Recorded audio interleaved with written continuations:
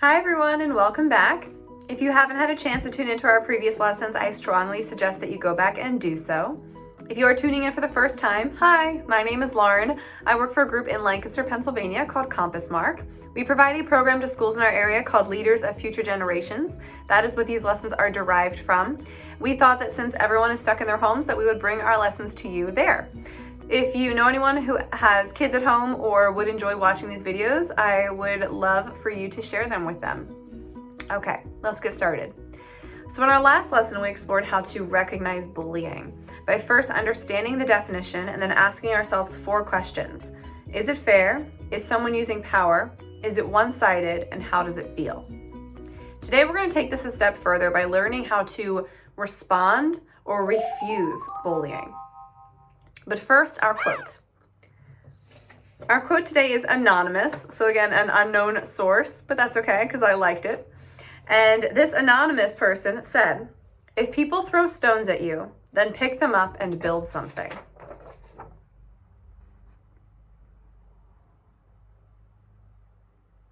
Okay, we'll come back to that later.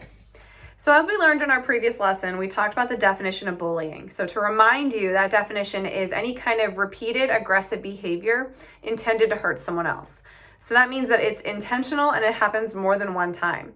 This is different than simply having a conflict with someone else, okay, or hurting somebody else's feelings. These are targeted attacks on a particular individual to hurt or to humiliate them. So why does this happen? Why do kids bully? Let's start there. Why is this even an issue in our society?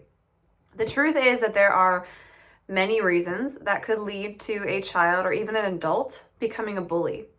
Much of this stems from the emotional state of the bully, not of the victim. So many bullies may be kids who have a lot going on in their lives that make them feel angry, sad, or especially out of control. This desire to control something leads them to want to control the feelings of others. They might feel that since they can't control how they feel or the things going on in their life that are making them unhappy, if I can control someone else's feelings or manipulate them, then they might start to feel better. That's why giving the bully the control over our feelings and showing a reaction is actually the wrong thing to do. But we'll get on that a little bit later. Some other reasons why someone might become a bully could include that they might be bullied by someone else. And a couple ways that this manifests into a bully is if they're bullied by someone else and that causes them to feel these feelings of pain and sadness and fear, then that pain and sadness is something that they might try to get out of someone else, again, trying to control the other person's feelings. Another way that this might happen that we see is if they have an older sibling or a different person in their household who uses these behaviors, they might start to mimic them because they think that that's what they're supposed to do. So a lot of bullies might not know that this is actually a problem going on, and that's a problem in and of itself. Okay, that they don't actually realize that they're using bullying behavior. Some other reasons that might happen is they might hang out with people who bully. So they might just be part of that crowd, and that's again what they think they're supposed to be doing. They might do it to get attention. Maybe they don't get attention in other aspects of their life, so they try to get it in a negative way from people at school. It might give them a sense of power over others. No one has ever told them to stop. They might be being rewarded for this kind of behavior, either by their friends, maybe even their guardians or their older siblings. They might use it to fit in because they feel insecure about themselves. Or they might think that it's the easiest way to deal with people. That instead of being vulnerable and trying to make friends, I'm just going to be aggressive and make everyone be afraid of me. Okay, and that twisted logic leads to bullying behavior, and it also leads to them never really having true friends. So we are not destined to be mean when we're born and we're brought up in this world. We're not destined to be evil or cruel people. Much of bullying behavior stems from feelings of insecurity, pain, resentment, jealousy, and sadness. Kids who use these behaviors may not understand how to manage their emotions in a more mature and appropriate way. However, there are a lot of alternatives to being able to deal with bad emotions, as we've learned in our resiliency lesson, our stress lesson, and our emotions lesson, and other ways to connect or make friends with people. Such as going to counseling is a great one. Joining a sports team, listening to music, or using humor in a good way. So if you like to make people laugh, rather than doing it by hurting someone else or making fun of someone else, there are other ways that you can use your humor. You could make a comedy show or or a skit or something. I mean, tell jokes in any other kind of way. Instead of using your strength as a weapon and hurting other people, use it in a sport to be the best that you can be and gain attention by being celebrated for your athleticism, not your bullying behavior. There are healthy alternatives. And a lot of the bullies out there might not realize that these exist. And like I said, they might not even realize that what they're doing is bullying behavior. That's why we had our first lesson on really understanding what it is.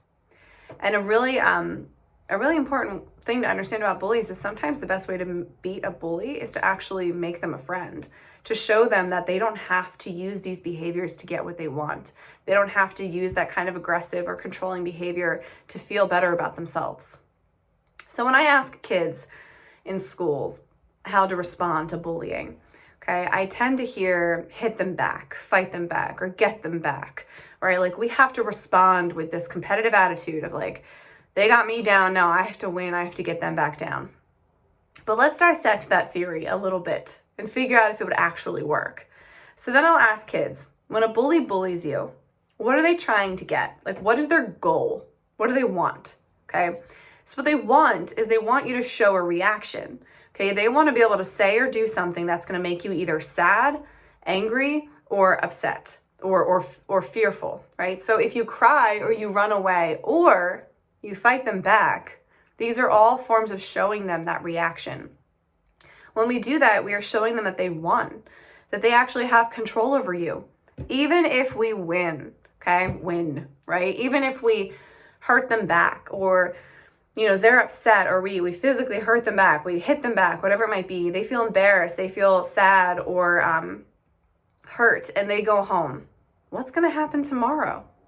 They're going to come back and they're going to try again. They might even make it worse because now they know that you're a good victim and that they can keep toying with you because they got that reaction out of you. They were able to manipulate you and control your emotions. So is that the proper way to stand up to a bully, to fight them back?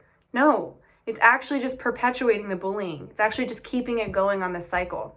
This might sound weird, but a really good way to beat a bully is to bore them out of bullying you, showing that it actually doesn't hurt you, that it doesn't affect you, and that you're not a good victim, that they need to move on to someone weaker because you're too strong for that, right? So let's talk about some ways that you can actually stand up to and refuse bullying. So when we do this, there are 3 tools that we need to remember. We need to stand tall, look them in the eye, and speak up. So we use assertive communication. As you remember from our communication lessons, our communication style lessons, and if you didn't watch that one, I strongly suggest that you go back and do so because using assertive behavior influences everything in our lives.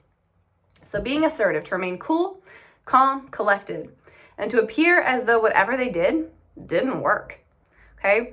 Again, we want to bore them out of bullying us. We are too strong. So we want to stand up for ourselves without showing anger or fear or sadness. So let's explore how that would work. So the first one, stand tall. That's your body language, which remember makes up 80% of how we communicate. So beyond what you say or how you say it, the way that you look is going to change everything. So we want to come at that bully with assertive body language, which means that you are standing tall. Okay, so your shoulders are back, your head is held high. Okay, so when we dip our shoulders or we drop our head,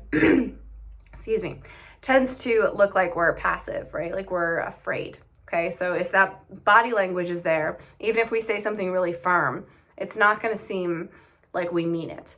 Okay, so shoulders back, we stand tall. And I'm going to go through our little trick to stand tall again. So if you want to do this at home, I strongly suggest that you get up out of your chair real quick and do it with me. So you're going to stand up, you're going to put your hands on your hips. And now you are going to keep your feet like hip width apart. Okay, so not really close together, not too far apart. Then I want you to pop out one hip and put all of your weight into that hip, okay? Like I'm a little teapot type of situation here, okay? It should hurt a little bit, like you're stretching out that hip, okay? Then go and do the other side. Pop out that hip.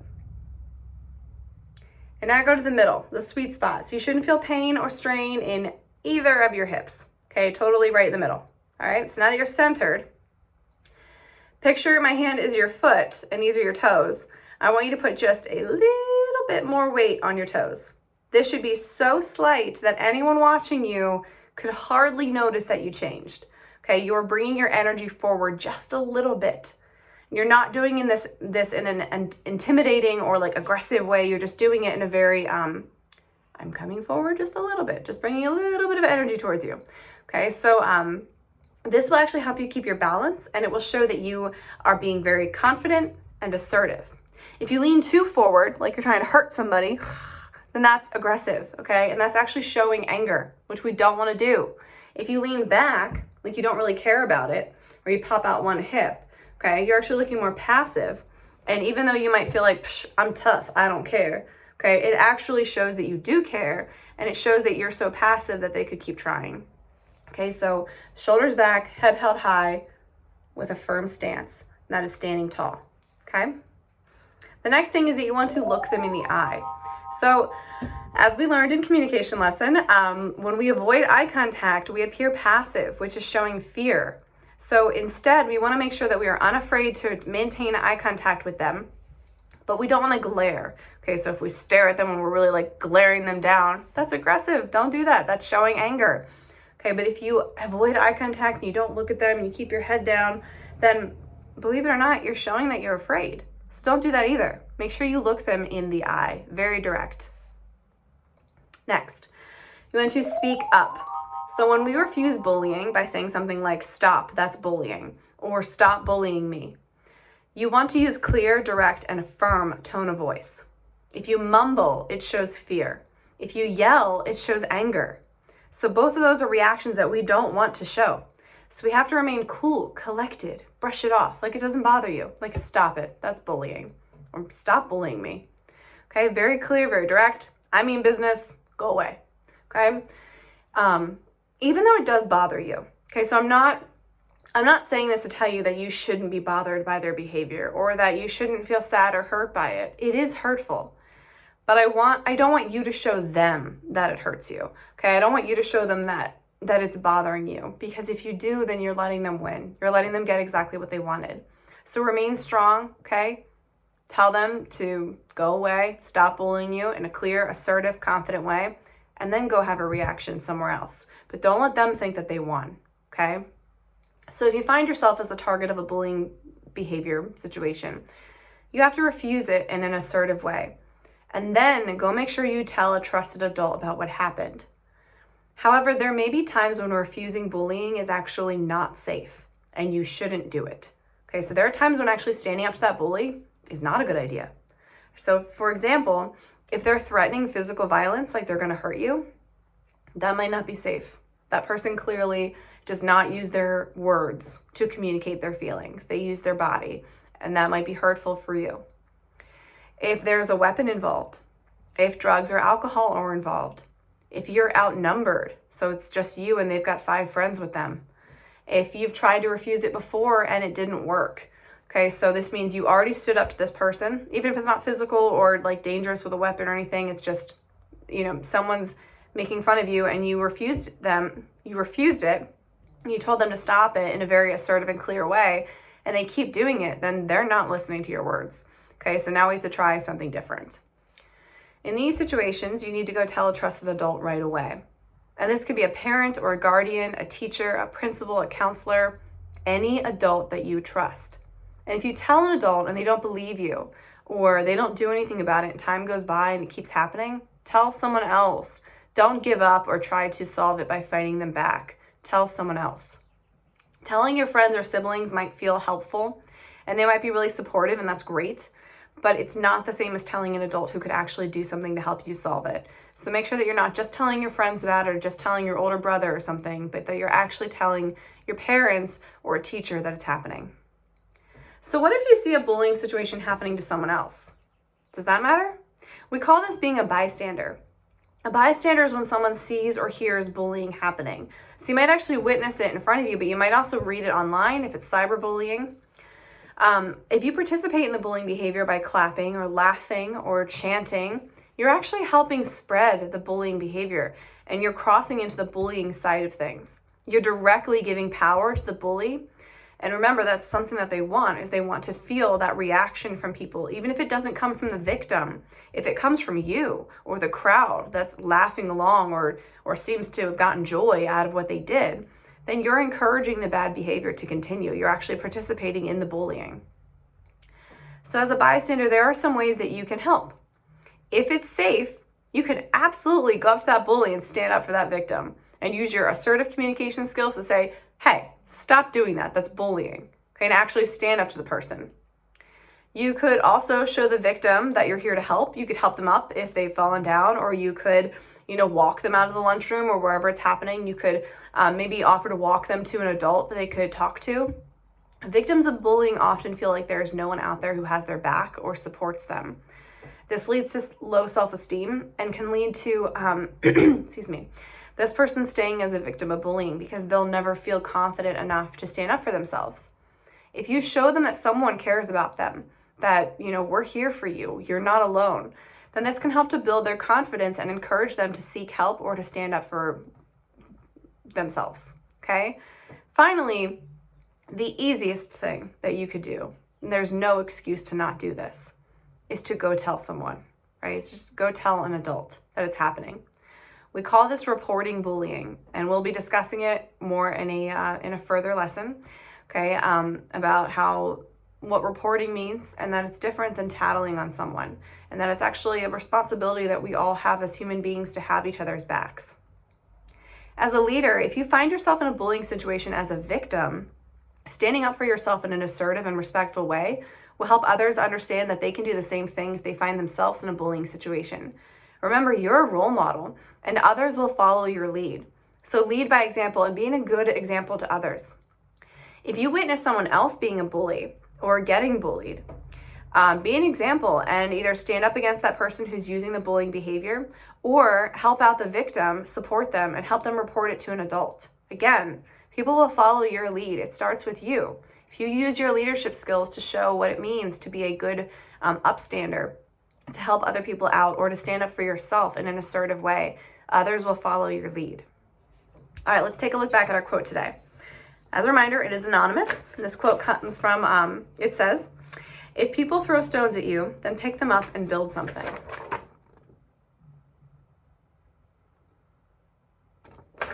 Okay, so now I don't think they mean directly like actual stones, first of all. I mean, maybe that's what's happening, but that's not actually what I think this means.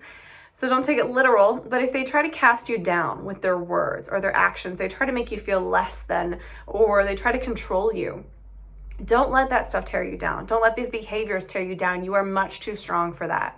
Instead, stand up for yourself. Realize that you are stronger and braver than that bully who's trying to control you. And most importantly, realize that they don't have control over you. They don't. You can take those stones and build something beautiful with them.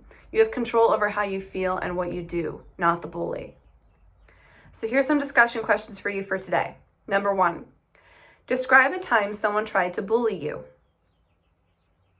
Now, if you can't think of a time that someone ever tried to bully you, then maybe just describe a time that you saw someone getting bullied. Number 2, how did you respond?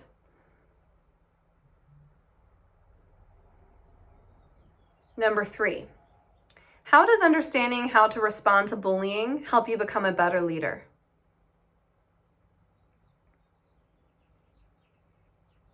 Okay, for your at-home activity today, I want you to write a role play about a bully and a victim, and make sure that the victim stands up for themselves. Make sure that they use assertive communication to stand tall, look them in the eye, and speak up. You could do this as a role play or a comic strip if you really don't like writing scripts and role plays. Share the story with someone in your house or your friends, or share it with me. I would love to read it. I hope you all have enjoyed this lesson on refusing bullying. In our next lesson, we will go take this one step further and talk about reporting bullying. So we can go through the trifecta of what to do when a bullying situation happens. So I hope that you have tuned in the past, and I hope that you continue to do so. Again, please feel free to share these with anyone that you think would benefit from hearing what we have to say on bullying. And be well, be safe, and I look forward to hearing from you soon.